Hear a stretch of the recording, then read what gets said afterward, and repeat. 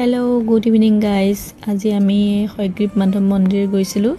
জিভাগ মন্দিৰ হাজোত মণি পৰ্বতৰ নামৰ এটা টিলাৰ ওপৰত অৱস্থিত।